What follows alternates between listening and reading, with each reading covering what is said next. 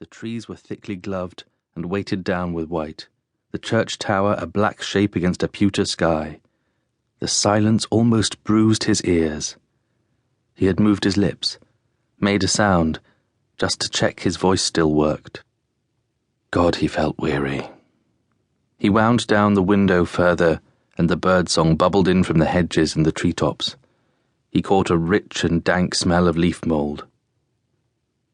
He had thought that the bustle and excitement of Nicky's wedding would bring some kind of change, flick the tracks, and send them into a project they would tackle together.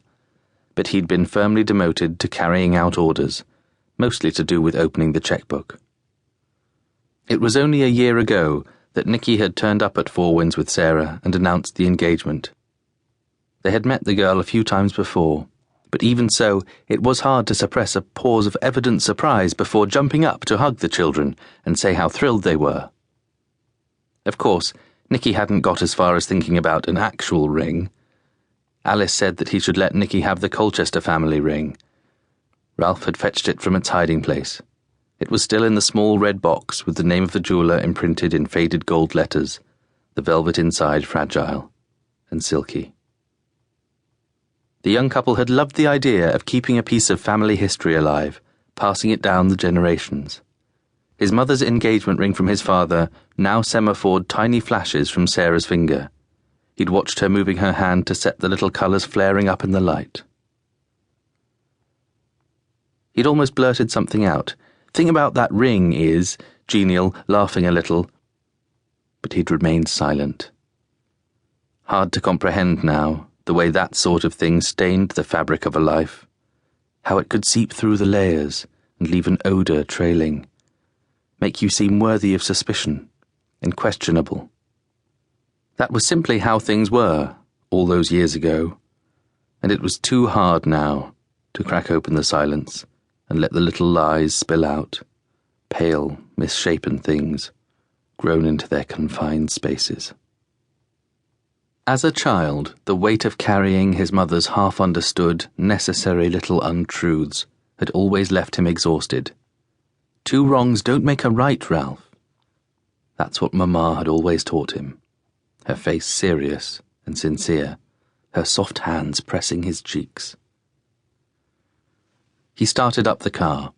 The house on top of the hill felt miles away. Everyone remote in their all-consuming business. Everyone happy. And that's how he should leave it. But the sense of unease refused to leave him. He had the oddest feeling that Nicky's Sarah had picked up on something, as if she had rumbled him in some way. What a funny little thing she was. Sweetness itself, but there were moments when she could be quite fierce. She flinched away from any hugs, looked at him sideways. He could think of nothing he had done to merit such a reaction. And yet there it was, slight but perceptible. She didn't trust him. The car arrived at the end of the drive, the afternoon sun deepening the colours of the bricks as Fourwinds came into view, the cedars in front stirring in the wind. Home. He felt a twist of longing for the place, as if he were already gone. Alone in the guest bedroom, Sarah had that thing you get in other people's places. She was hungry, but she didn't feel she could waltz into the cavernous kitchen, rummage through their bread bin, and get the butter from the fridge. Her stomach turned over, tight and empty. But then she never felt like herself at Nicky's parents'. The house was pervaded by a faint smell of wood ash and old polish, and a breezy tone from the air that circulated through the tall sash frames, sometimes making them thump when the wind got up. She wished Nicky were there, his old denim shirt against her cheek, and she'd be fine again. His brother had organised the stag do and had kept the location secret, knowing Mark they'd probably be in Scotland shooting something. They'd even taken her brother, Charlie, with them, looking like a hostage as they drove off in the car.